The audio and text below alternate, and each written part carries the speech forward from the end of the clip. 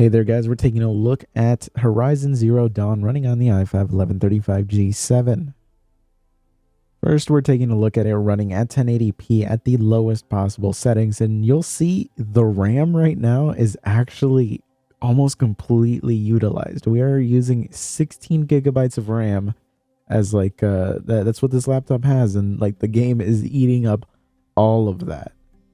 You'll also notice that the performance is really bad. Like, this is a slideshow. It's completely unplayable at 1080p, which is not surprising. I was not expecting it to be, but this is pretty brutal.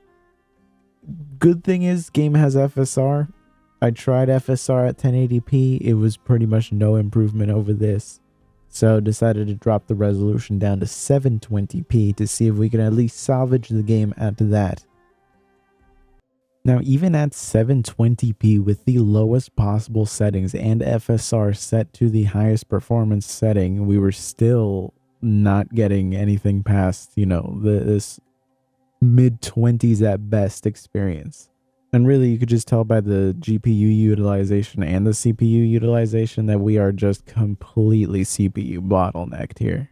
The CPU is almost always at pretty much 100% utilization. Like, we're hovering at like 95, 99.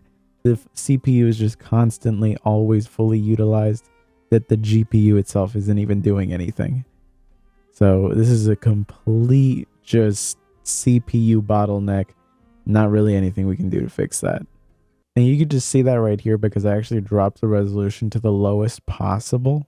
And then I just, ran the benchmark, and you can see that we're still just in the 25 to maybe high 30s. We do reach some pretty high highs in comparison. We'll reach into like the 30s and stuff like that. But we're just stuck usually in like the same performance range. And it's just because the CPU is just fully utilized. The GPU is just like hardly doing anything. So no matter how much power we give that GPU or anything like that, it's not going to do anything. The CPU is the bottleneck here. If the CPU could hit higher clocks, then we could maybe squeeze out a bit more performance, but that's about it. So it's super disappointing, but I mean, it's a game that was originally designed for consoles, and the consoles have 8 cores by default.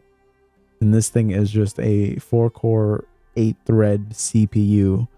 So not exactly like the highest performance thing you can get. So it's one of those benefits that you get for going for like an AMD APU instead, because you would be getting 8 cores. Hell, you'd at least at the same price point as this be getting 6 cores, 12 threads. So I'm actually very curious to see how it would run on that. But anyways, be sure to subscribe, and I'll see you guys.